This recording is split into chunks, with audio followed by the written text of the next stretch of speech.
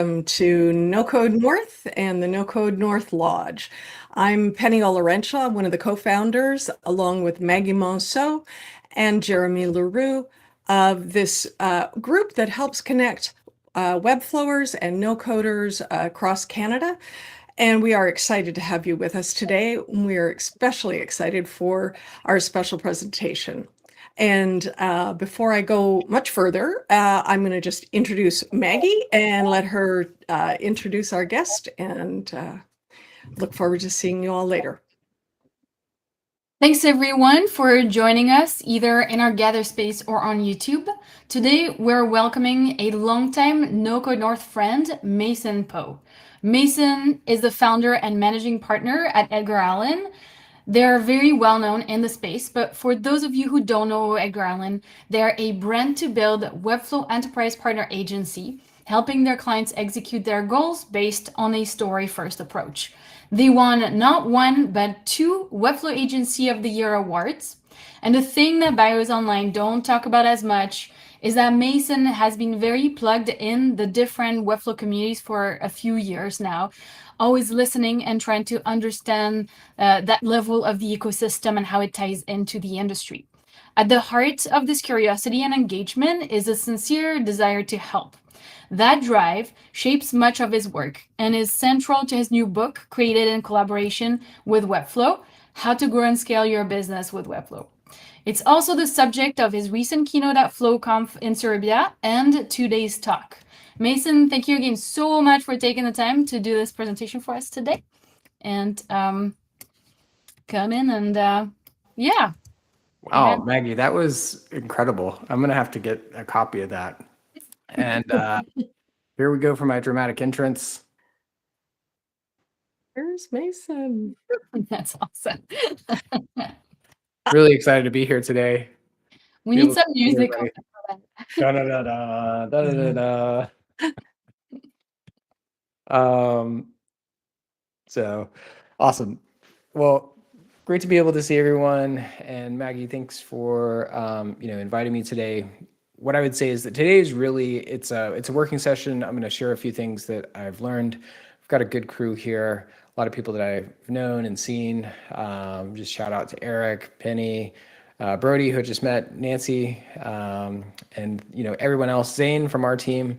A lot of really great people in the video today. Let me first start off and let's just do a sort of a round the room. And I'd love to hear what are some questions that people are having about sales and the sales process, or maybe some challenges that everyone is sort of thinking about or they're top of mind. So I'll start there. Eric, I see you nodding. Let's hear from you. What have you been thinking about? Yeah, for sure. I've been talking a lot about sales recently with the Webflow team, with some others, and something that comes up has been around navigating the process of getting approval from when you're working with enterprise companies or larger companies that have multiple levels of approval. So I've been thinking about ways to get buy-in from the rest of the team on having them really sell Webflow. So it's every company wants to see all the options presented to them. Webflow is, of course, the direction I'm pushing them towards. Yep. And it's just, my question, I guess, is how do you navigate when there's multiple levels of management? And do you have any tips for helping them sell Webflow to their leadership? Yep. Awesome. So how to navigate multiple levels of approval in a enterprise sales process.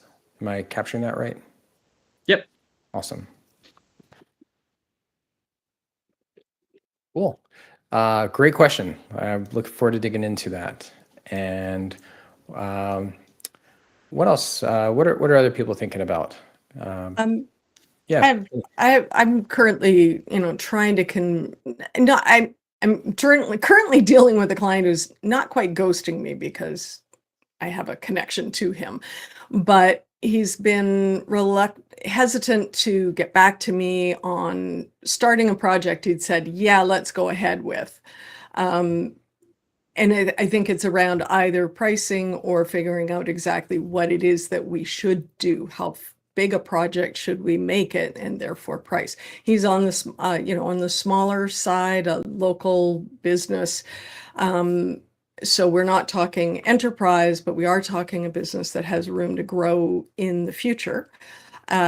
So it's sort of how to, in a way, sell the bigger project, which is what he needs when he's not sure that he wants to invest as much as that at this point. Got it. So how to sell the bigger project when someone has questions on the value? Is that maybe, or the impact? A little bit of that value impact, also just sort of mindset shift as to what things should cost. Especially, I live outside a major city, so people are much more cost conscious here, and they don't have that same sense of what things cost. Got it. That is a thing that I see all the time. So good question there. All right. Couple more. I'd love to just be able to hear from a few different people. And yeah, Nancy, what are you thinking about? So there's lots of questions. I want to know, when you're talking to a potential client and selling to them, when is a good time for you to kind of reflect and see maybe there's some red flags? Maybe when is a good time to like realize, oh, maybe this is not a best fit, and how do you redirect from there? And how do you continue to help them? And I guess go from there. Yeah, that makes sense. Is there anything that you're thinking about specifically as it relates to red flags, or just like maybe this is more around like how to evaluate if someone is a fit? Yeah, just I guess in terms of working style, each company or clients I've worked with, they all have slightly different working styles, especially more enterprise clients. They have their set teams, set routines. Do you try and have them join your process, or do you try and adapt to that? Or at what point do you see maybe that's not a great fit for how you would like to work, even though you really want the project? Yeah, how to adopt, like, should we adopt a customer's process or should we bring a process? Is that Sure. okay?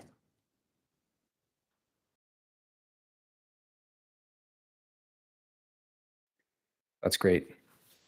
And let's see, and you'll have to pardon me here.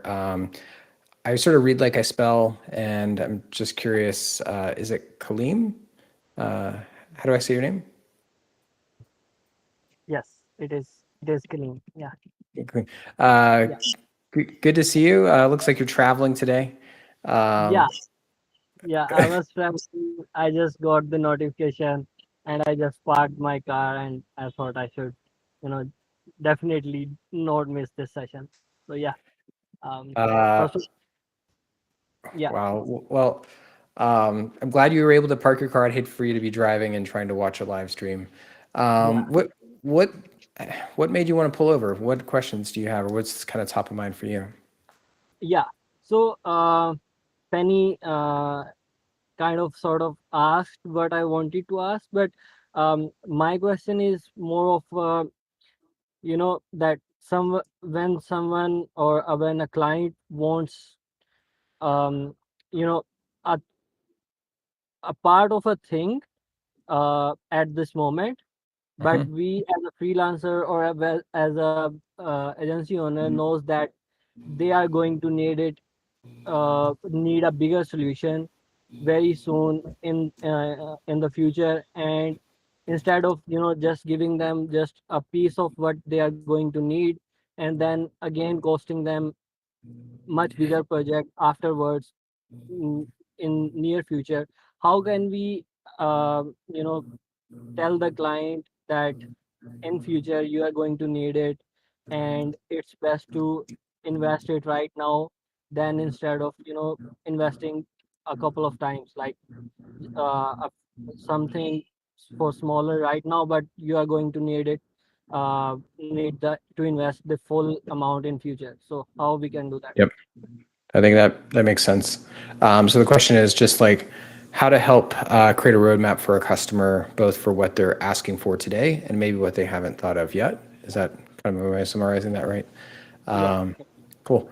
And these are great. This will definitely help me to structure the conversation for today. Patrick, good to see you. And I see you've got your helper with you. I'm sorry we're late. Yeah, no, it's no problem.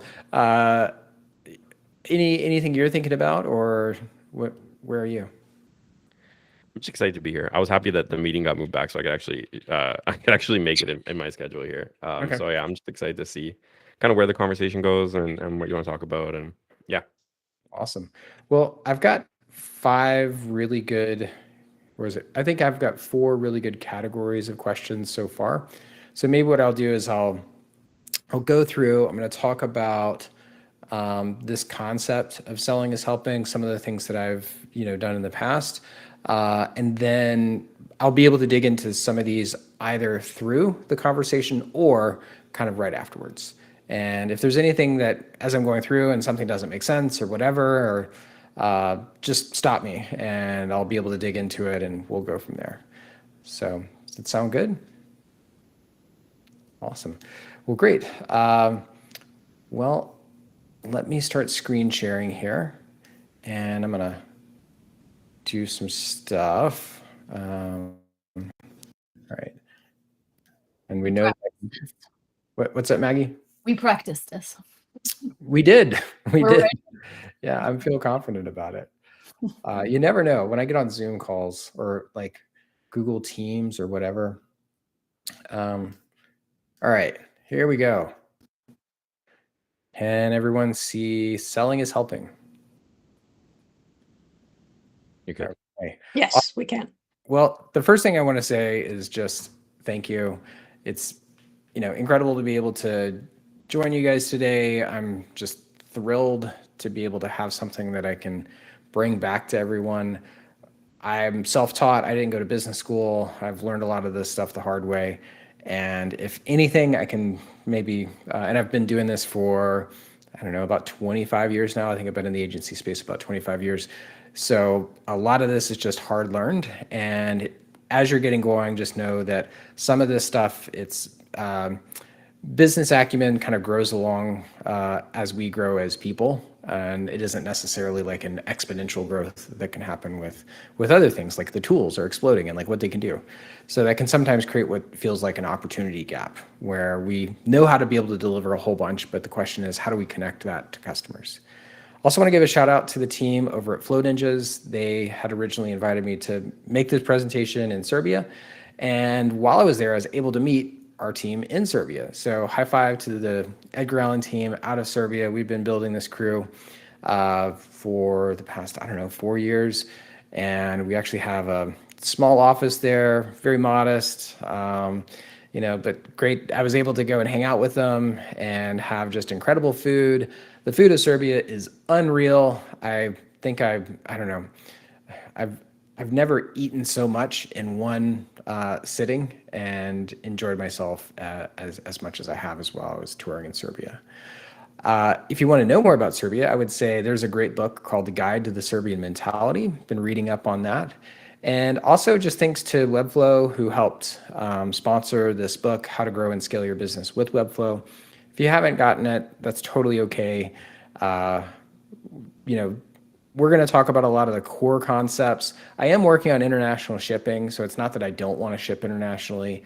It's just kind of more expensive, and then I'm kind of also the worst influencer where my goal is really not to sell books. I sell them for the cost of what it costs to print them, and I don't even have like an online store because we've been so busy with other stuff. But today we're going to cover all 300 pages of this book in about 20 minutes. And it should be great. And I think everyone will be able to absolutely know everything about sales. It's not totally true. So 2 confessions for today. The first is that I'm kind of making this up as I go along, not the full presentation, but a lot around how to work as a business. And honestly, the sales process kind of sucks. And I would maybe expand to say that the old sales process sucks. And a lot of times people view sales as a 4-letter word, or they think about it as this, which is high pressure. It's about tricking people. It's about this sort of like macho mentality of just closing that deal. Or there's all of these sales books that have been passed around, like the 100 greatest sales tips of all time, or some type of like psycho, like we're gonna, pull all these mind games, and that's really not what I've learned to be successful. Or maybe I just haven't read those books. I'm, kind of a, audiobook kind of person, and quite frankly, I've tried putting on one of these and just kind of, it was really good to fall asleep to, but that was about it. But the theme for today is selling is helping, and the idea that building a business, really any business, is about building relationships. And so a lot of the questions that I think were asked today, fundamentally, they go back to how do we find and build those relationships? And what I've learned is that the best way to build a relationship is finding ways to help. And let me also kind of caveat this by saying sometimes there's this notion that I would get, or that people will think, well, I just love to build things. I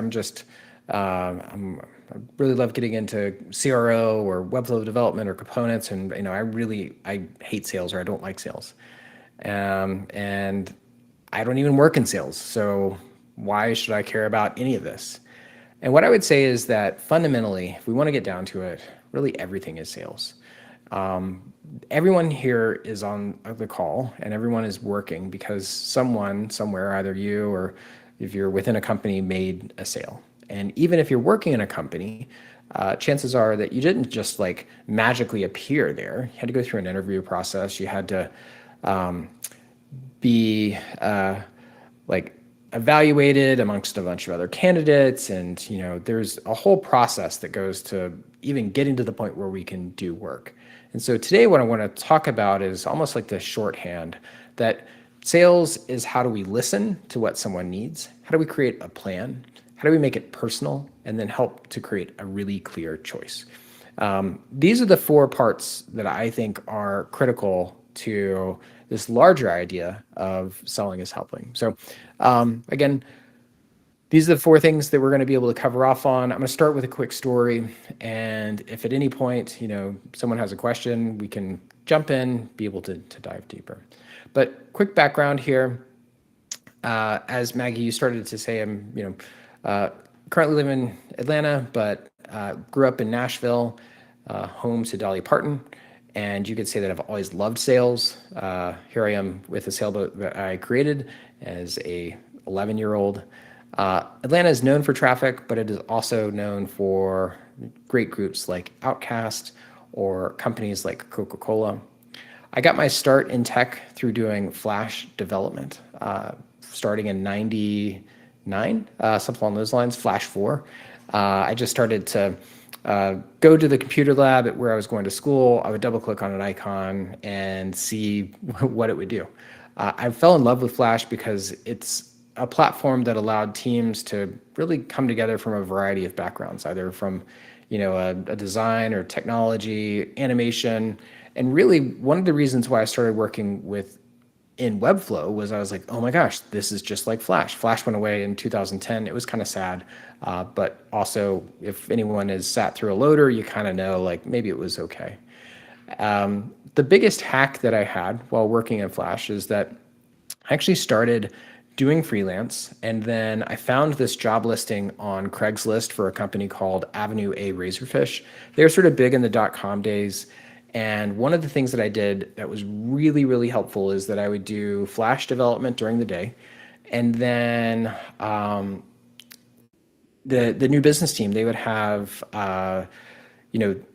these presentations that they were making and pitches that they were making, but they all looked horrible. And so I volunteered and I said, hey, I will help you format those. I'll get them into a really good looking PDF and get them to something that, will help you sell better. And what that really did was it allowed me to take sort of a crash course in, new business. And I learned how they pitched, how they would position things, and how they would go and ask for $2, $3, sometimes $10 million. And I was like, oh my gosh, they did all of that with a PDF. And really what they did is that there's a lot that goes in behind that on how they approach the strategy, how they position things, and how they help to make the case so that their champion, buyer, influencer could all go back to help collectively. And this is one of those questions that came up, like how do you collectively help a company make that decision? Fast forward, I worked in the agency, within other agencies for about 10 years. I thought it was really great in terms of giving me the background of what that looked like, but then eventually I was able to help start EA. And EA is a brand to build business. We have not always started in Webflow. We had this idea of being story first, and that for us to be effective, that we would have to shorten that distance between idea and execution. And that's where we started. So really approaching our work through the lens of not just the stories we want to tell, but what are the stories that we need to be able to listen to? How do we make sure that for these B2B companies, we're helping them, as Zane would say, who's on this call, be an editor of their effort.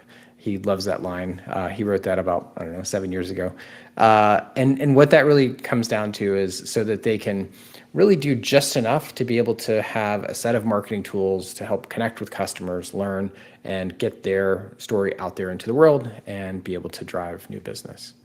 As a company, I think we've delivered about 700 Webflow projects, 43 full-time team members, 12 years in business, going on 13, and 3x Webflow Conf winners.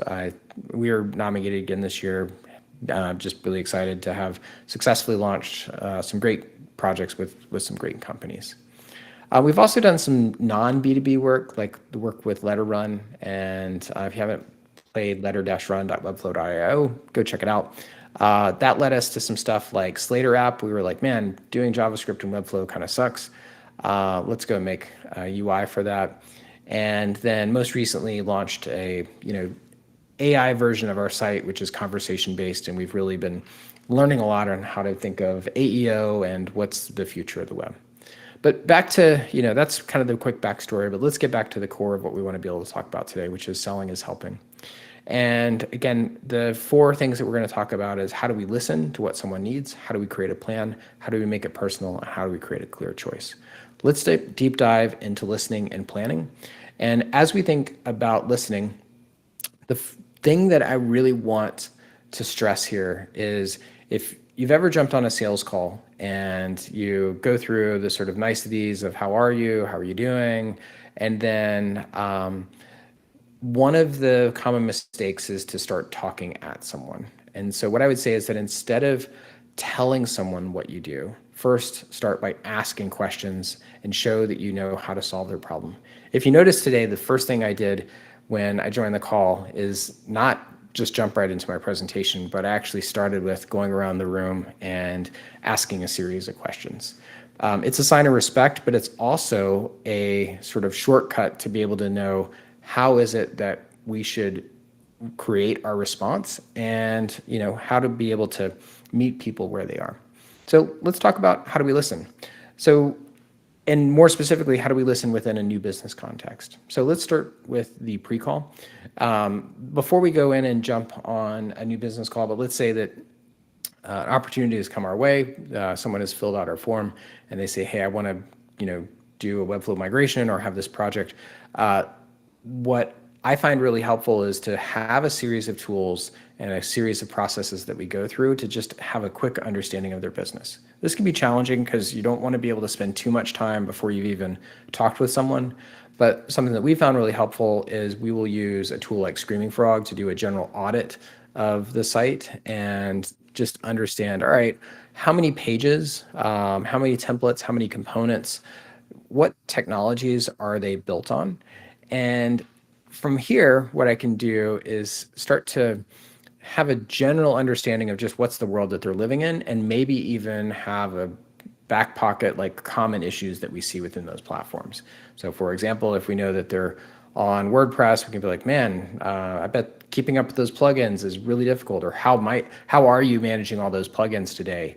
It immediately puts you ahead of basically everyone else that they're talking with, because probably 95, I don't have a way to be able to really quantify this with numbers, but I would say most people, 95% of people that are being quote unquote interviewed or considered for a particular project probably haven't even looked at their website. So the fact that potentially if you've been able to look at their website, pull an audit, have that audit in your back pocket, and then ask a series of questions based upon what you've learned so far, it immediately puts you in a second category, which is going to be a higher value and at a better trusted partner.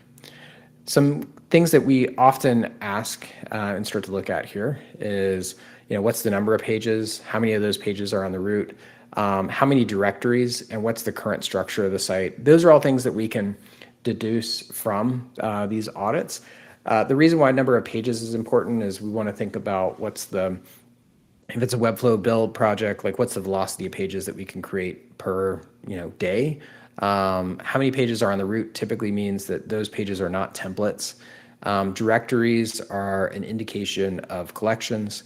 And then if we look at the general site structure and it's all over the place, we can assume that if the site structure is all over the place, that the content structure and the design is going to be all over the place. And then finally, the technologies using built with, we can start to see like maybe there's an Algolia implementation or something that's going to be more complicated that's going to need additional discovery, or someone else that can maybe help with that. So then when we get on the call, some of the things that we can really dive into is first understanding their business. So now that we have a technical understanding of what sort of they're facing within the world, which is the functional reason why they're there, there is an emotional reason why anyone has decided to go in and change something, and specifically whenever they're deciding to go through a replatforming or going through a project like this. So the questions that I like to think of is the 4 whys. So why does this matter? Why now? Why this way? And why us? Or why not? The idea is that the why does this matter tells me about the goals of this project. Here we want to get sort of the priorities and expectations that they're sort of setting out within the business. We want to understand what are the things that are really driving this? What do they need to be able to accomplish to make sure that they're successful that's going to go in and justify this investment? Why now?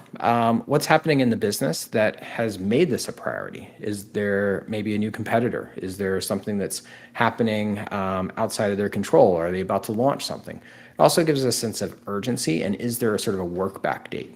2 things I'll often ask to quantify or qualify a customer is, all right, have you gone and put a budget aside for this level or for this investment? And then is there a back out date that we need to be in consideration of?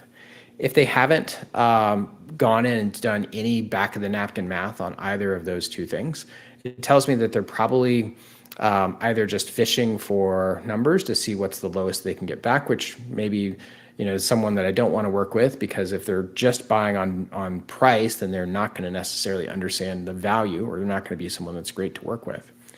The other thing is that in terms of back out data, if they don't have realistic expectations, that can be another red flag or something I need to be able to plan for. So that's where I can say like, hey, let's look at how to, do a phased release. Maybe we're not going to go and launch everything, but we can go and launch a bulk of it. So that's around the why now. The why does this matter? It gets into a question like, have you approached this kind of project in the past and what has worked or didn't? Here we want to understand what they've tried and what were their past frustrations. Just like dating, if you go and jump on a call or if you're going out with someone or talking with someone and the first thing they do is trash their ex, there's probably a reason why they're trashing their ex, and it might not have to do with their ex. So that same type of thing, obviously, sometimes they'll be working with another group and there may be things that really didn't go well there, but the way that they go and speak about that past working relationship can give you a lot of indications on what it's going to be like to work with them moving forward. Also, we can go in and look here and say, the things that maybe there was a process thing that was frustrating them, or maybe they tried to jump right from design directions to development and didn't go through, page production. There's a lot of things we can use to be able to dig in here and again, just understand how is it that they work. And I think there was the question around like, how much should you try to shape your process around a customer, or how much should you try to bring a perspective to that opportunity? And then I talked about this a little bit, but hard boundaries, and this is everything from budget, timing, platforms, and approvals. Each one of these should be a lever that we use within our scoping. So just, we've talked about budget and the timing. Platforms, we can go and look at that from the outside and say, all right, what are the integrations that we want to look at here? But approvals is where we can also go and say like, hey, are you going to be able to make a decision in one round of approval, or are we going to need 7? And actually budget for that and show what that looks like in a spreadsheet. If we can start to create some of general structure, and this is one of the things we'll talk about next, around some of these more ambiguous things like a date, or again, how something is going to be socialized in an organization, it allows us to take a lot of the nebulous fuzzy parts and then make that more concrete. So again, to kind of wrap up this first section, the 4 questions that we want to look at is like, why does this matter? What's really happening in the business? Why now? Are there any external factors that are kind of impacting this? Why this way, and why us or not? Now, the next thing we want to be able to dive into is, again, as we've been able to go and do a bit of discovery, and we've maybe had that call, and we've been able to go through and understand some of the fundamentals, now it's time to be able to create a plan. So when we go through and create a plan, one of the things that everyone should try to avoid is actually creating the final answer. So what I mean by this is often, and I've seen this from quite a few groups, and I've been guilty of it in the past, is there's this idea like, well, I'll just show them how fast I could build a page in Webflow, or maybe I'll go through and present a couple design directions as starters. And what this does is it actually cheapens the work that we do.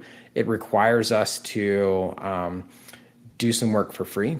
And the worst part is that we've done it in a silo. No project really works where we just go and work without a lot of collaboration, without strategy, and without really collectively creating a plan. The other thing this does is it makes it for the customer feel like you're coming in with this almost air of authority of like, oh, I know all the answers, and just listen to me. Instead of, we should not put our customer as like, I'm the hero, but really you're the hero of this story, and my job is to guide you through this journey. So the thing we can start to look at now is, how do we go through and plan? And what does that look like in a really practical way? So we do a lot around planning today, and it looks very complicated, and we use ClickUp, and it's like all this stuff, and we can see here an actual, like, we're going to do project discovery, we're going to have a brief, we're going to work, like, I get it. This can be sort of terrifying. And that's not actually how I started in the business 13 years ago. The most basic way to look at this are, what are the activities? What's the effort per activity? What are the total hours that we need to put towards each one of those work streams? And what are the hours per role? This can be done in what I'd say is like a tool agnostic way. It could be just like jumping into FigJam, going in, getting some sticky notes and saying like, hey, here's the general process that we want to be able to go through. And know like, all right, I think this is going to be about a week per sticky note, and I'm going to be the only person working on it. And my hourly is based at this. That can be a way to be able to start to, again, loosely sketch this out. But I think what happens here is that it does a lot, does sort of say, well, you probably need a little bit more detail. So when I was getting started, one of the hardest things was I knew how to design, I knew how to build things, but I actually didn't know how to be a project manager or an account person. That was really one of the steepest learning curves, because there's not like project manager templates that I could just like duplicate from Dribble. But I had seen one before, and it kind of looked something like this. And I was like, okay, I remember these Gantt charts, and I remember some numbers. And so I just went into Apple Numbers, and I actually have this as a template that I can share after the fact, and made my own version. And so here again, I have along the left-hand side, like, what are my activities? I have my duration, and I'm starting to put hours, and then I can start to see the people breakdown on the right-hand side. So let's break this down. The first thing I have, as I was just saying, are these activities. These are things like project kickoff, also client reviews. This is one of these things that often gets left out. And if you need to have multiple client reviews, go and put that in there and still have some level of hours that you're putting around those, because there's this idea of a hold fee. So just because you've started that work, generally you're not going to be able to go and take on a lot of other work. And if there's long feedback windows, that's still time that the team is sitting around and waiting for that feedback. And then we can go through and maybe put in some things like interviews, or if we have other activities. And you'll see what I have here is, again, general, just all the stuff that I need to be able to do. And these are all things that I could go in, and if I needed to kind of sticky note these or whatever around process, I could go and have those really spelled out in a basic type of way. The next thing is putting hours against each one of those work streams. So here within the brand opportunity, I'm like, okay, I'm going to do that. This was in 2023, but I'm going to do that. I'm thinking after, some of the interviews, it's going to be about 6 hours a day. I'm going to be able to do that, on these 3 days. And then after that, I've got some notional design examples. But again, taking the activities and then looking at when can I do those over time, and then what's the effort per those activities. And then if I was just kind of zoom over to the right here, now I've just totaled those up, because again, all this is a spreadsheet, and I can see, okay, my total duration or my total hours here is this. And then now I can also, if I really wanted to get fancy, multiply this out by the types of roles.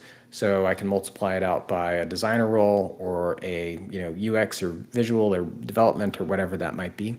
But again, just to be able to have a little bit more detail. But it is totally fine to be able to have just that sort of duration and then be able to total that up and say, okay, it is 200 hours times hourly rate, and we're done. So again, the idea here is have a plan and then be able to track the activities, the effort, the total hours, and the hours per role. So this, again, gets us to a number. And fun fact, the first 2 years we were in business, we didn't have a website. We sold work with a spreadsheet.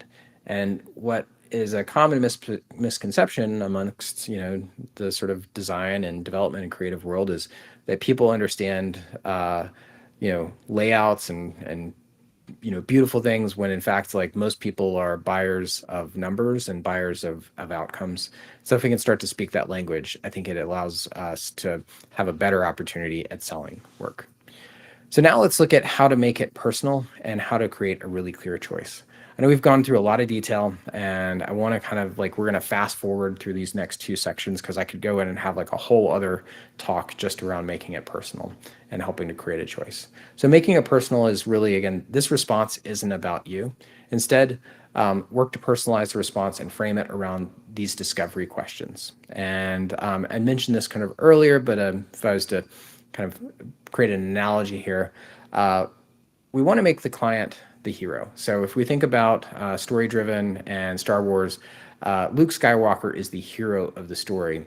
And it is, I can't even remember, what's this guy's name over to the right?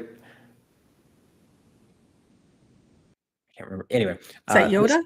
Yoda, yeah, so Yoda. So as an agency, we don't want to be the hero. We want to be Yoda. We want to be the guide. And we want to help to guide our client through this process and really be the person that's going to help them meet their goals. So when we start by reframing what we've heard back to them, this is, again, the biggest shortcut. So go through all of this, these sort of questions, and then the first slide, whenever we open our presentation, is this. It's the assignment.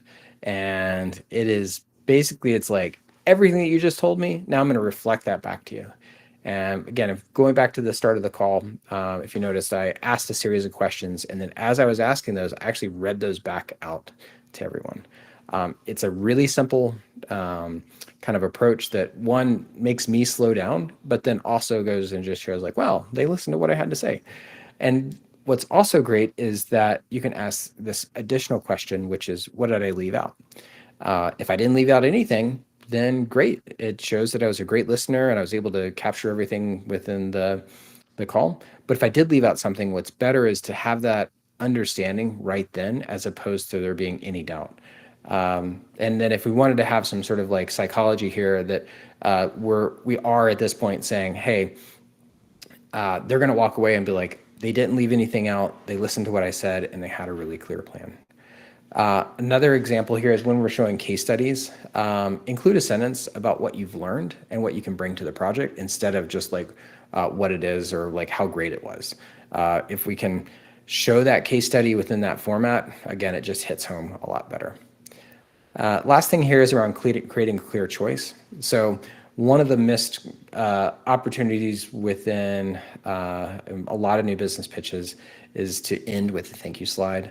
And I've done it many a times. Instead, frame the conversation between what you've heard and why, as a person or as an agency, you're the right fit. And so, just as we'll have the assignment at the very start, the thing I like to do is say, hey, you asked for this assignment. We've shown you experience with these examples. We built you a project plan and a budget. And now we're going to summarize everything else into why this is going to work to move the needle for what you need. So that's what I have to say for today. And I appreciate the time. And I'm just kidding. As I said, don't end with thank you.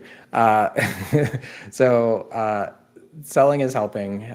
Again, we can help by listening to what someone needs, create a plan, make it personal, and create a clear choice.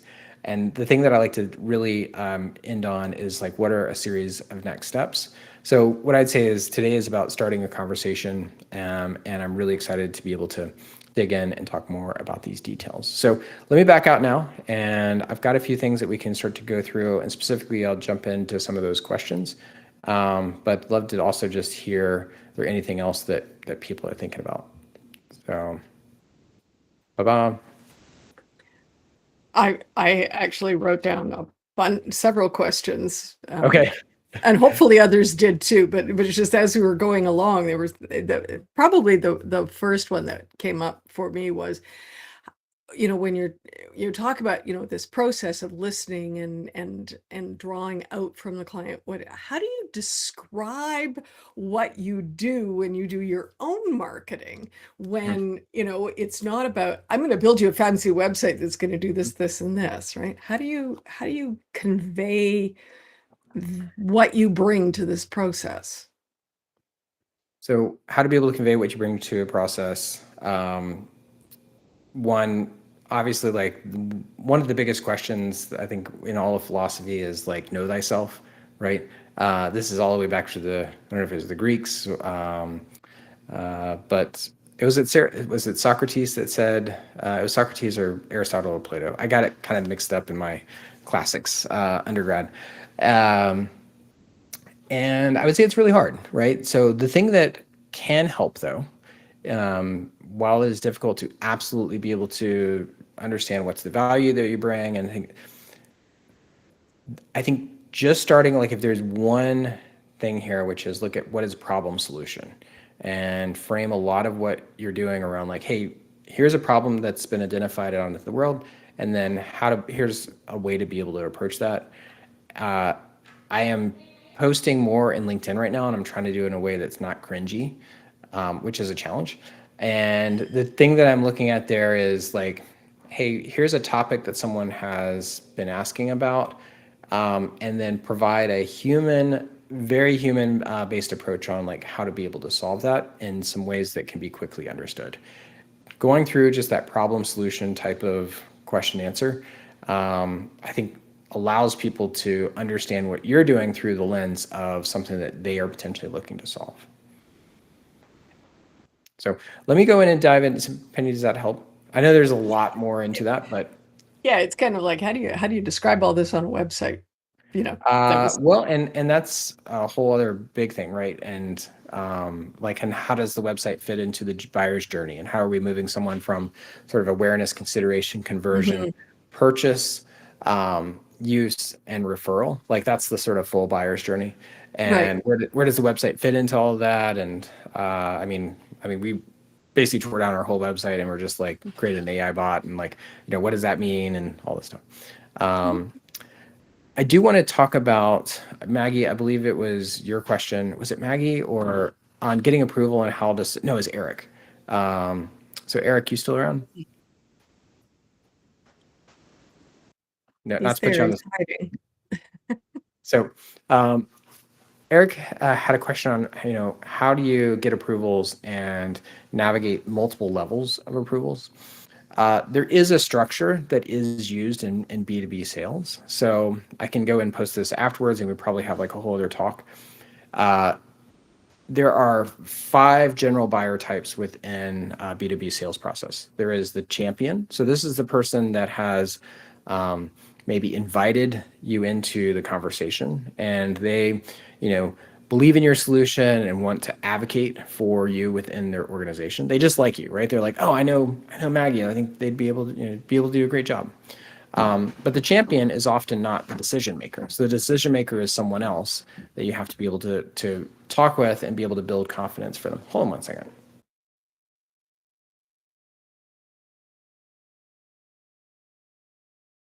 Probably has to do with the bunny sometimes. Sometimes bunnies appear. Yeah. The bunny just chew all the cables under the table. Hold on, my daughter is going on a sleepover and I have to find her sleeping bag. One second. Zane, do you want to come and say hi? Would you Yeah. from EA for a second? Yeah. Hi. Hello. Hey, Welcome sorry. to the lodge. Thank you. Just hiding here, semi-multitasking. But yeah, thanks. Cool. How long have you been at Edgar Allan? A very long time. So I think this is my 10th year. Oh wow. Oh yeah, one of the original team then. You were there when they had an office, right? Before the Yeah. all remote. That's awesome. Mhm. Do you want to Yeah. I know it had a really interesting name, and I can't remember what it was. Oh, at the goat Oh, farm? the farm? The goat farm. Right. Mm. Yes. All right. Sleeping bag emergency alleviated. All right. So Zane. so anyway, there's the decision maker, there's the technical buyer, there's the end user or the buyer, and this is like maybe everyone that would potentially use a website that we would work on.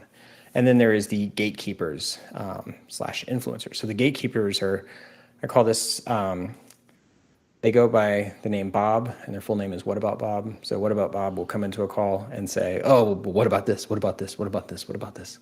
And so they always try to trip you up, or they're the more of like the naysayers.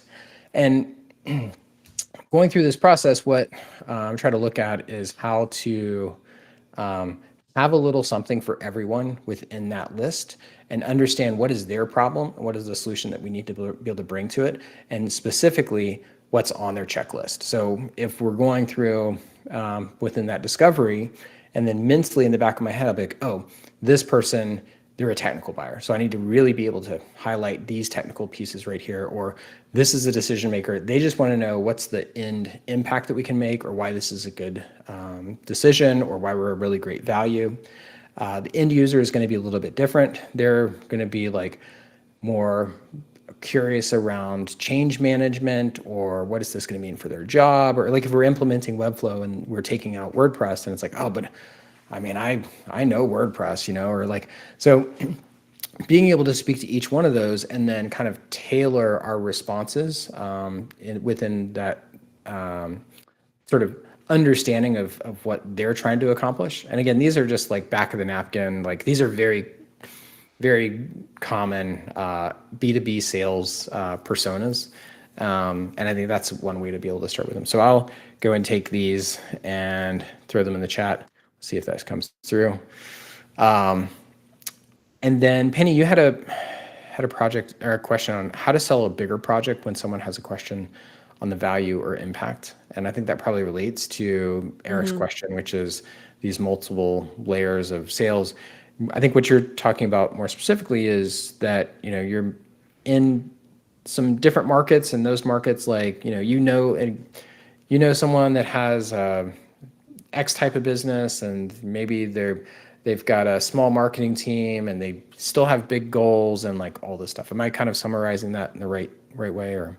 That actually sounds like bigger than most of the clients that I'm Okay. dealing with. It's really one person wears most of the hats. There might be someone who might update the website, but a Yep. lot of it is, them, and Yep. they don't really know an awful lot about it, but they're just concerned about, whether it's gonna actually do Yep. what they need Yeah. it to do. Yeah, and there's a lot of different business models that I've seen with this, and even one that I think is really interesting where someone will go through and register like, Toronto Plumbing or something along those lines and go and create a plumbing website and then sell those leads to different plumbers. So it's actually like looking at what you're doing as more of like paid media as opposed to creating a website. So it's a little bit more around pay for performance. Whenever someone says like the closer that we can get to the cash register, like their cash register, like the easier it's going to be for them to make that decision, so that they're not like, oh, like I put $1 in here and I hope to be able to get $1.10 out here, right? Or $1.50 or like whatever is going to be able to be that return. So like there's value, like performance-based pricing could be one model here. It could also just be like, maybe you don't need a website. Like maybe what you need is like, a really great Facebook campaign, or like, who knows? Like I'm not exactly sure. But probably being, sometimes it's not about the business we say yes to, it's about the business we say no to. So that might be an area where you can really honestly look outside of the tools that we're using. What would be the thing that could give them the best return, or how to be able to look at that in a creative way. Nancy, you had a question around red flags, and so Nancy, you still here? We're here. Awesome. Yeah. This is a great thing to be able to, again, get within those discovery calls. And, a lot of times people think like we're just doing discovery around like, oh, what's their tech stack, or like, what are they trying to accomplish, or what are their business goals? But those discovery calls are also like, well, how did, that's where we can say, what friction did you have within this project in the past, or things like that. Also just knowing like, are there particular ways in which, you like to work? For instance, we have people on our team that, like, if I was to use a medical analogy here, they're really, really good ER surgeons. Like, there is a problem, it is messy, like, we just gotta, they just wanna be able to have like a very specific thing and be able to treat that problem immediately, versus more of like an oncologist that's gonna like, have this long-term sort of like understanding and like longer, more maybe complicated way in which we're approaching the work. And understanding like, is it, do you work best with sort of like immediate tight timelines, or is it more of like longer term but slower burn? And then, I think having a good process and selling that process is actually something that can be a differentiator.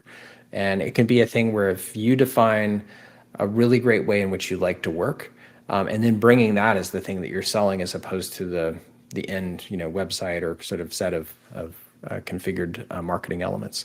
At the same time, I think there's got to be some flexibility. So having, I think, a perspective and having a set of activities that we go through, but I've also seen it flip too far where it's like, I was working with someone and they were doing all their project management through Google Slides. And I was like, geez, it's just like hard. I know. I was getting reviews and notes, and it was all handled through Google Slides. And I was like, this is really difficult.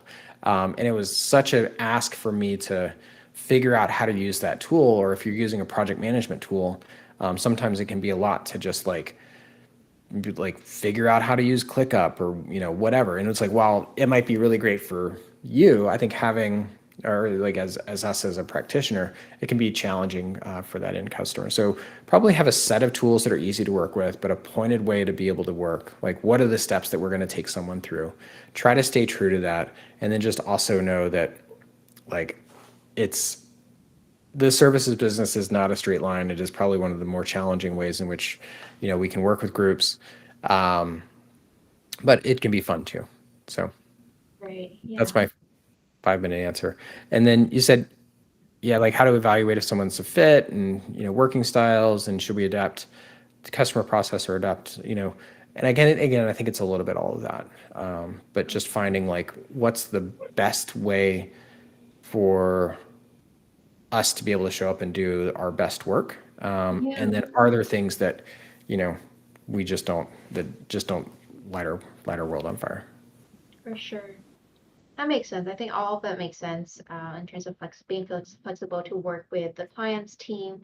And just like I was wondering if there's any strategies in seeing what that would look like upfront, because a lot of times I run into finding out, oh, the team has a specific style, or they would like to meet every day, or like some like logistical things like that later on after the contract is being signed. Is there any way to, I guess, ask about that upfront? I do ask about it, but I feel like it doesn't reveal itself until later on. Do you have a Yep. strategy in like? Yes. So this really comes down to, again, if I was to have my spreadsheet over here, I want to very specifically detail out how I'm going to work.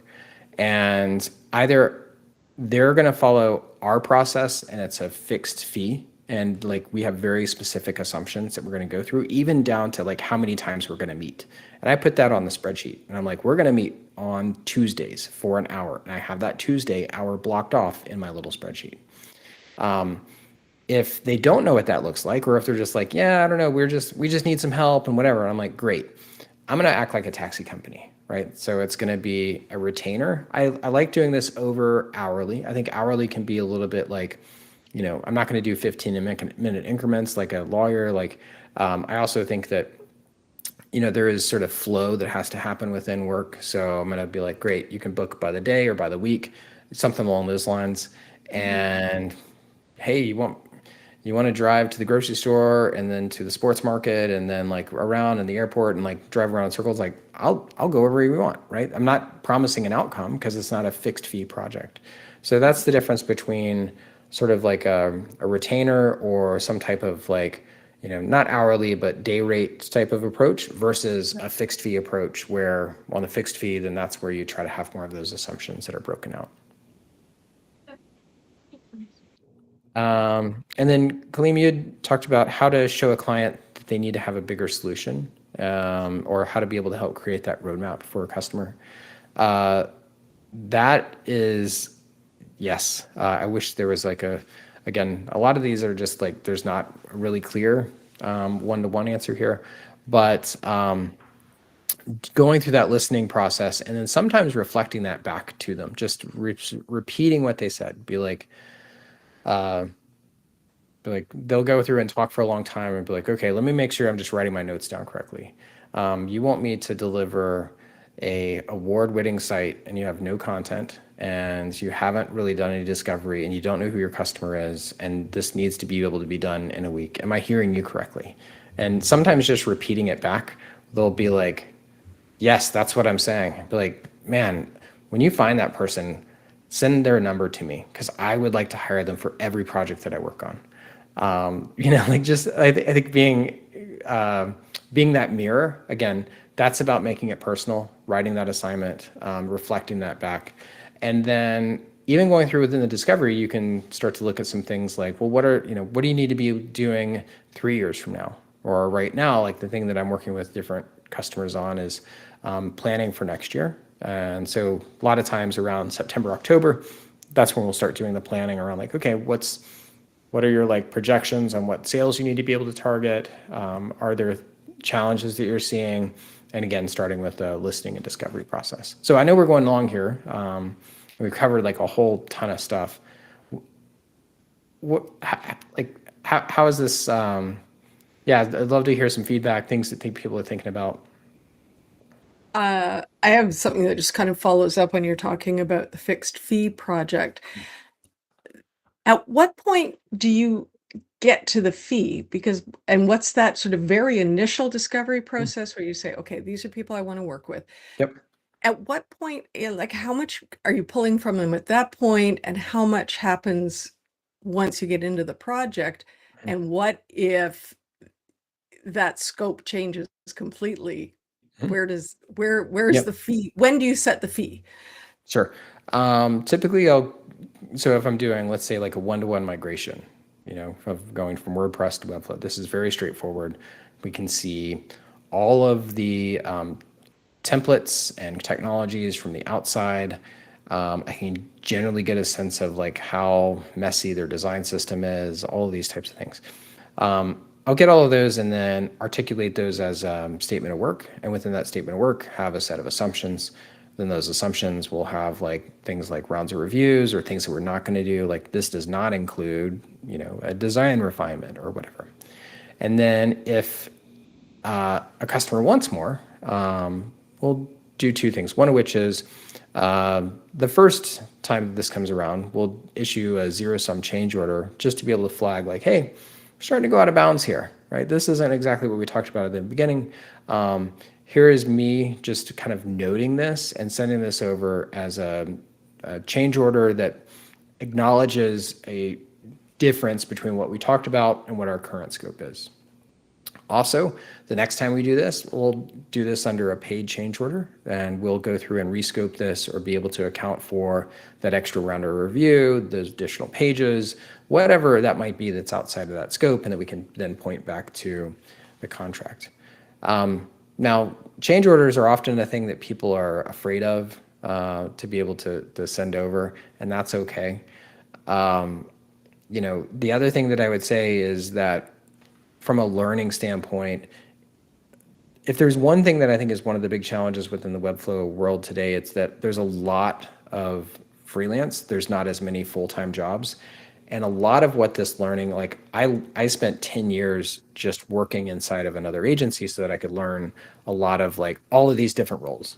And I would just acknowledge and congratulate anyone that is doing this on their own, because what you're doing is you're working on like, okay, now I've got to keep up with everything that's happening within the technology and user experience, but then also building out a good sense of like business and like project management and account management and things like that.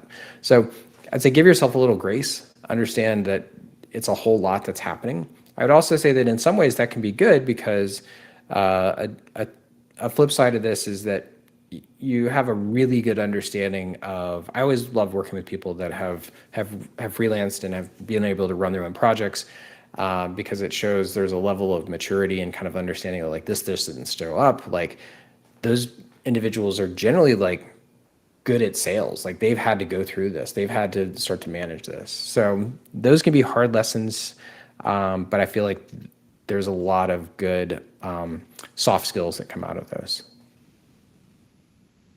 So anything like what's any last questions? Just want to be respectful of time and just love. I mean, again, you give me a microphone, I'll pontificate for an hour easy.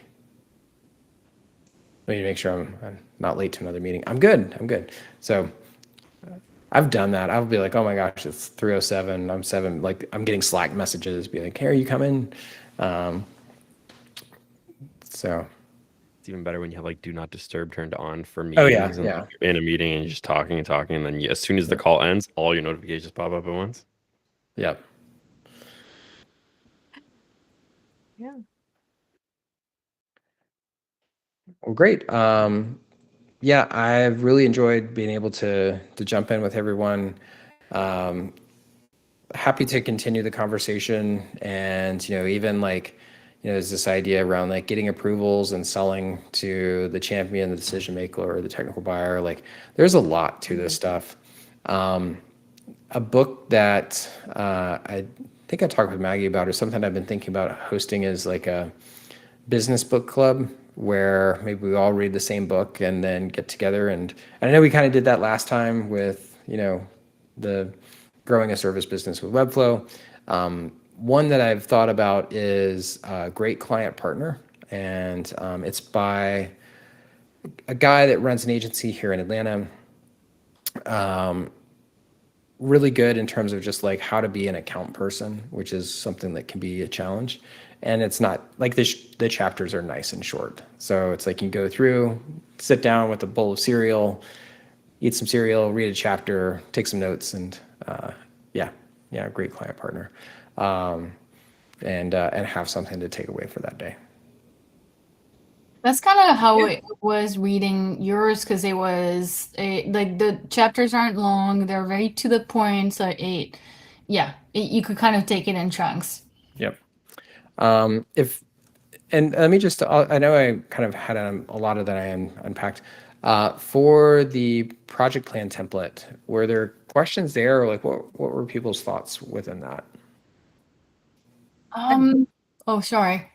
No, I'd love to see it in more, like in more detail, just to, Okay. I guess the one thing that was because as a freelancer, I don't have a cadre of people sitting around, that I can, that I know how long it takes them to do things. And especially if it's something that's new or you're not sure, it's gathering, like how many hours is that going to take, right? Normally I just get like a price from a person, but I don't know how long that's taking them or, But is this if you're like, subcontracting Exactly. something out? Yeah, like I will subcontract out design or, Yeah.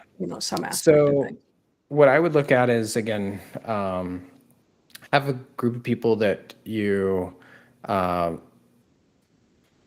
work with, and you generally know like what's their cadence and what that starts to look like. You can also go and ask them, say like, hey, I've got an opportunity, or just help me understand as I'm building out these project plans what I should plug you in for. Here is that template. You can go and take it, duplicate it. I can screen share just real quick some parts of this.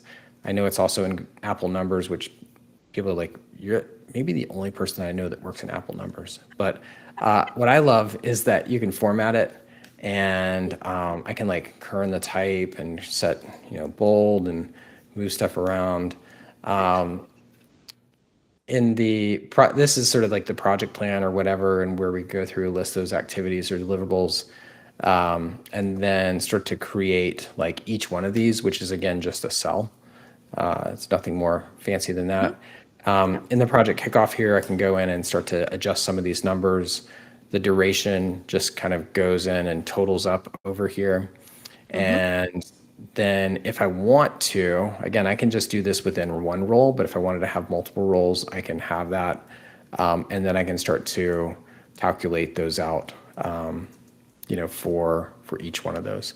And this is fundamentally like what we're still doing as a, we do this sort of Gantt chart in a project planning tool, and then we export this out into a numbers document and create an estimate. And then from here, I can reference that. So I can reference out like what are the total design hours, what's the user experience hours. I can put a budget around here. Like right now, I just have it as, 10 Bitcoins per hour, or 10 tchotchkes per hour, and then a budget of this. Understanding a rate is something that there's a lot to that. But what's great is when someone says like, oh my gosh, that's so much, then you can be like, well, what would you like to take out a design direction? Like, how would you like me to solve this? They're like, well, I just need you to work faster. I'm like, well, 3 days to go through and do this, that's not a lot of time for me to think about your business. I really want to make sure that like I'm investing this time appropriately. So that's how I'll try to frame that and be able to, again, structure this as a almost math problem, not a creative problem.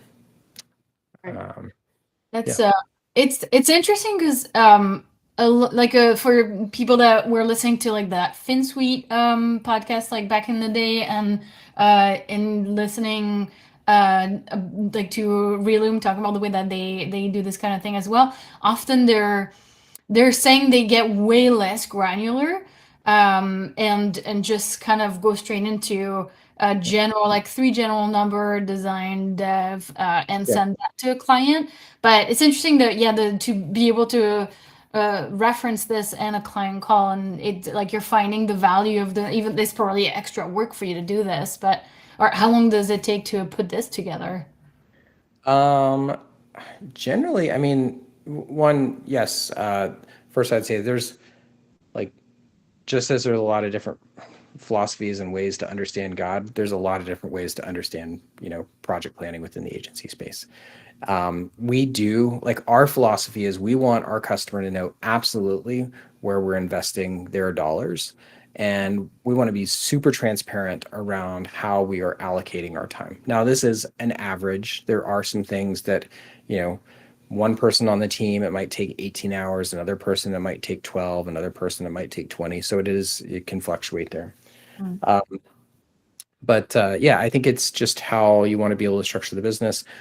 For us, once we get, once we do sort of that audit, we do, a presentation. I mean, we can turn around a full kind of new business response in like 4 hours. And that's with maybe just me or maybe just Danielle. So it's not a lot of work once we have our systems, but definitely it does take a little bit of time to have those systems, then have an understanding of like, what's needed. And again, like a lot of times we'll just duplicate, like, oh, this was just like X project, and then we'll kind of swizzle some stuff around and get it, get that template about right, and then be able to have that to share with them. The thing that I like about this is that it gives the client some sense of what you're going to be doing, what's involved in this, that it's sort of, because many clients have no clue. They just know they need a website. Yeah. But they don't know what goes on behind the scenes, how it happens. And where they'll need to be involved, right? So as Nancy was saying, Right. like, I'm saying we're going to meet on Tuesdays once a week. And I've got about a half hour to prep for this and about a half hour to debrief for this and about an hour that I'm going to spend with you. Right. And then if we need to have more, if they're like, oh, we need to meet every day, I'm like, cool, that's more hours, right? Right. So again, just being really transparent and having something that can scale. Something that drives me nuts is this bro mentality of like, oh, sell value-based pricing. And I've had people talk down to me and like even like established business owners, and they'll be like, for you to really reach the next level, you need to do value-based pricing. And I'm like, well, but at the end of the day, it's a team, and like, we're not McKinsey here. Like, I can't come back to you with pay for performance, like around like, oh, well, this project, maybe there's some stuff you can do around CRO. Like, there are some ways in which you could potentially structure that type of an agreement, but for a lot of like just general web projects or things like that, I think being as transparent as possible it's how we approach it. So, well, cool. Well, everyone has this template. Happy to go in and have a whole other, I'd play around with it, build your own. If you want to have like a project planning sort of workshop of like, hey, what do you think about this or whatever? We could all go through and share our project plans. But this is the most basic way of looking at it, and it's something that we've had success with. Great. Excellent. Yeah. Wonderful. All right. Well, All right. everyone, thank you. Really appreciate the time, and I'll talk to everyone. The great disappearing Mason. Wonderful. But you need to put a logo up on the wall though, so when it happens, it's like a fade. And and Patrick, you missed the entrance, but we're like, I feel like you would have had some music on the entrance, but you were 5 minutes late, so it was the quiet entrance. We got to work on that. We'll have to do a little overdub on the YouTube video. Well, so to wrap things up here, here he comes back. He's back. Encore. To wrap things up, I really want to thank Mason and Maggie for bringing Mason to us a few weeks ago with the idea to do the first discussion about the book. As I said earlier, we are No Code North. You can find us at nocodenorth.com. You can sign up for our email. We do weekly events. Most of them are here in our lodge. Some are streamed live. We have a monthly showcase where we present a Canadian working in Webflow or No Code or some other tool. We do in-person events. There's one coming up in Vancouver in a couple of weeks. If you're in the Vancouver area, sign up for our mailing list and you will hear about that event. And otherwise, we will see you next week in the lodge, we're doing a Webflow Conf preview. So come and talk about what it is about Webflow you're waiting to hear more about, and hoping and crossing your fingers that they will announce at the conf the following week. And then the week after that, we'll be doing a little review and live streaming here in the lodge during the conference itself. So thanks very much, and we'll see you soon. Bye.